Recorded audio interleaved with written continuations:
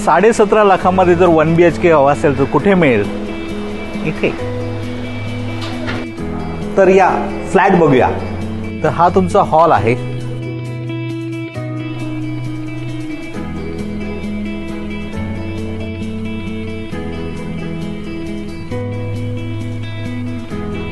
Common washroom, toilet, तुमची balcony. हा आहे आपला मास्टर बेडरूम.